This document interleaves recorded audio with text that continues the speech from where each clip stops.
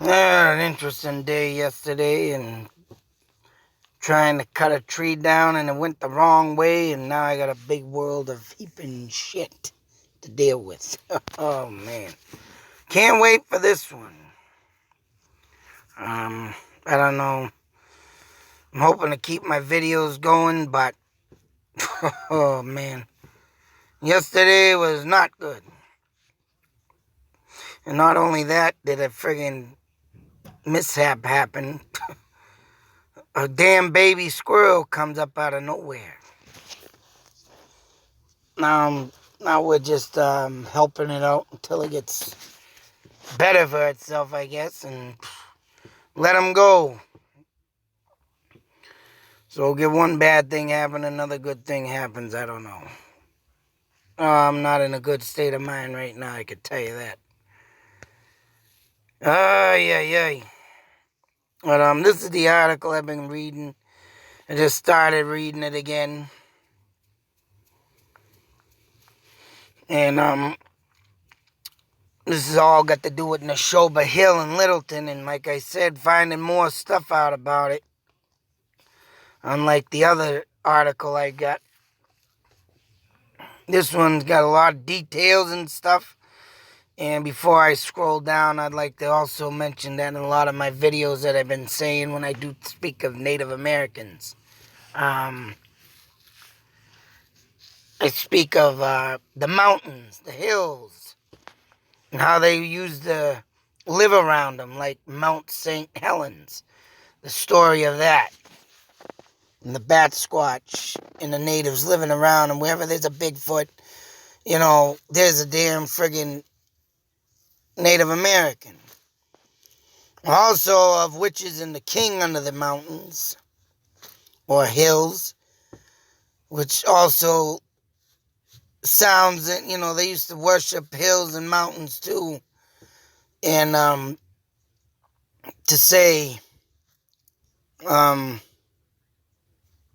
they saw, their ancient warriors, chiefs, go up on top of the mountain after they died in their spirits. And, of course, this is an article of it further down on the same one, but it speaks of Utah. I know Colorado, a mountain out there. But all right here, as it says, however, to Puritan eyes, meaning the white man, those who sought visions of Himbomark were perceived of seeing the devil. Now, just like I say, the Skinwalker, the Pukwudgie, all these Native American, all written, it's all right here. And in the book, The Great Powwow, there's something that is said in the woods. Strange sounds over by Willard, in where he built his homestead out by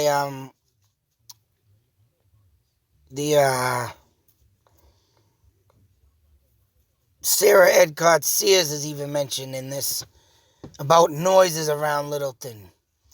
And in her book, The Great Powwow, I mean, like I just said,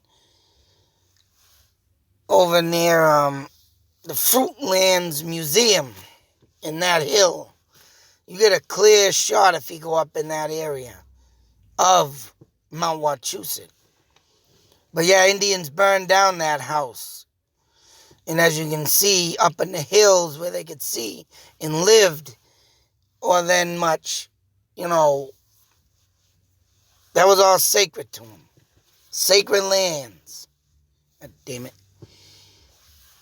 And I mean, this is why these creatures were made.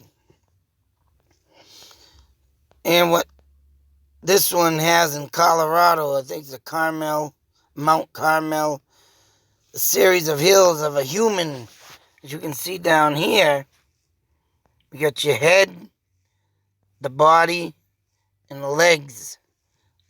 All there, resembling a human. And they claim that rumbling came from this mountain.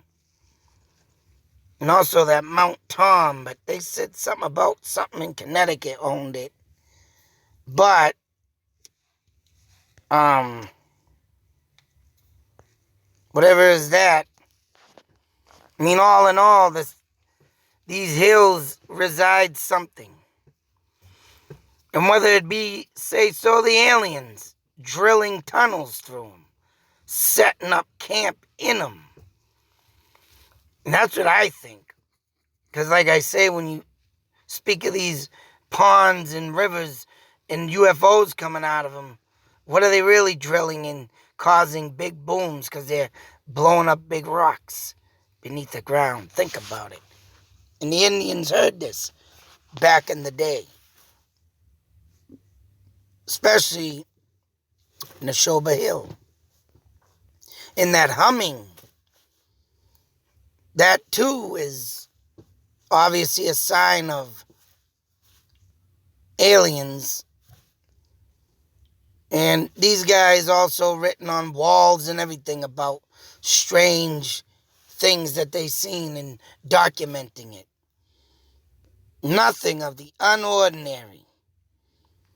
It's all in cryptic writing back then, and back then, you couldn't make this stuff up. It wasn't about photos, it's about what they saw with their own eyes.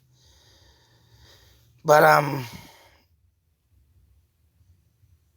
course, down here, the Puritans thought that the black magic witches were the English, and white magic witches were the Indians.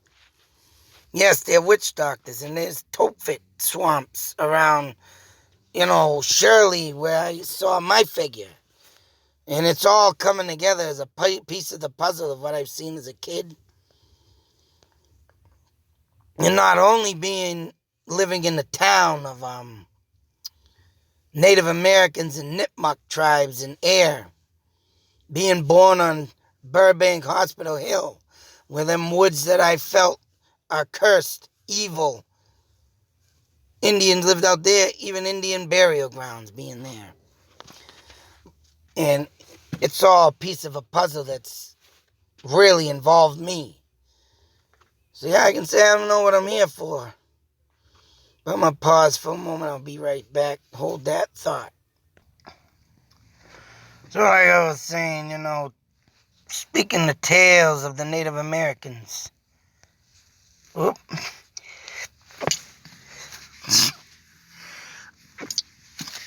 Dang it. That one came on quick. And that's what I think I'm here for. Been all lined up throughout the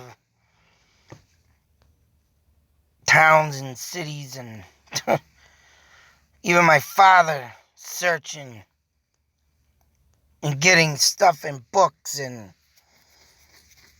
I just always been fascinated with Indians, Native Americans. Of course, like I gotta keep saying, the white man is what made the name Indian, because they thought they resembled Indians, and that's why they call them Indians. Same color tone skin almost. So anybody don't know that yet. And why everybody still calls them Indians, because around here, that's what they called them. Every site you go to, you see Indians. The hill of Indians where they used to live. Indians burned down this house. Indians that. So, but the proper way, Native Americans. Of course, these are all caves and chambers, I believe, in the what is it? Yeah. Sarah Doublet's cave. This must be where she lived. But then, my father always says that caves Indians never lived in. But they had to have done something in caves, because, of course, this is here.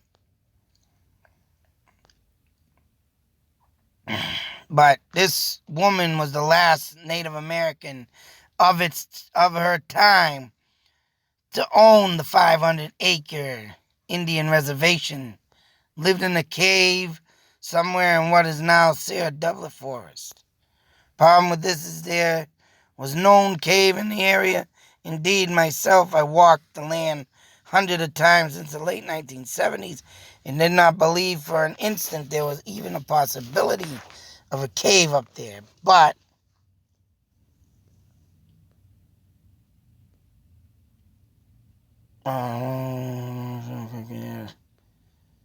for some apparent reason also, people like to gather at the Half Moon Meadow. I mean, I was reading some about witchcraft in there. And there's an orb. I don't think it's this picture. But this sunset or sunrise is supposed to be sacred. You got a gathering of 30 people to watch the winter solstice sunrise. Solstice. Sunrise majestically through an alignment of stone structures. Native Americans, of course. You know, at first my father used to talk about, they didn't make Native Americans, they didn't make stone walls. Well, they most certainly didn't. I mean, the stone hedges up in Mystery Hill, them are, I don't know, I think they might have made them just to place out where to go, north, south, whatever. You know, a rock weather vane. They were very smart people. But I want to get to this place. And,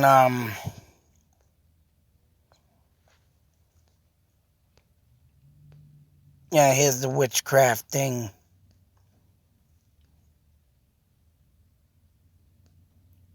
But everything, man, that I got out of this article. Yeah, see Depot Road. Oh, here it is. This is what I wanted to show. A little orb in the grass there. See it? That's where I want to get to this place.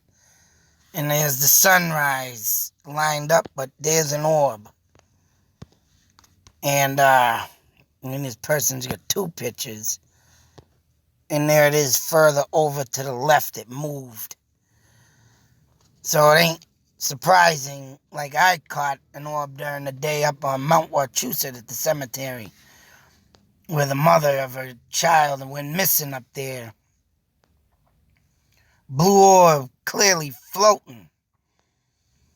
But the Dudley Witchcraft Affair, that's what I was talking in my other video and everything, but there's a lot in this article and a lot of places to visit. And I want to get out there, boy. Of course, there are, here's a thing from Ohio. But according to this legend, there it is. What is it? Sachem. I believe that's a chief. Accompanied by King Philip, otherwise known as Metacom. The most powerful and fearsome Indian of Massachusetts history. That's right. Developed such a frightful reputation in King Philip's war against the English settlers. Dozens of place names still bear the remembrance of this Wampanoag. Yeah, there it is. Yeah, Sachem. Chief. Oh, here's the Mary Shepherd thing. Kidnapped. That's the stone that led me to all this. But you know what? I'm going to read that later. I'll put it in another video. But all these mountains, all these rumblings, all these hummings now, known to be in this area. Not only do I believe, yes, it could be Native American spirits of the, ancient chiefs, warriors, or it's definitely got to do with what's being drilled beneath us, what's living beneath us. And I do believe UFOs have been digging under there. And what better way to erupt an earthquake or even a volcano where they're drilling and not taking mind to what they're drilling into, Only makes sense. You have this puzzle I've had for years, kept things in my head for years, starting to me come all together. I don't care what anybody says. This stuff's starting to come up. This stuff was up in 2009. I mean, obviously people didn't want to take notice into it. Now, you have to. I'm going to try to get to all these places. But I got to check out that Mary. What is it? Yeah, Mary story. Mary Shepherd. Did say on the stone, I think she stole a horse or something. I did see something on an article, but it went in and it was all something else. But here it is, so. But it makes you think the next time you drive through Littleton or Acton and you look off the Fort Pond or go by Nashoba Hill, what's really underneath there? And of course, back then, all the digging's done. Think about it. Out.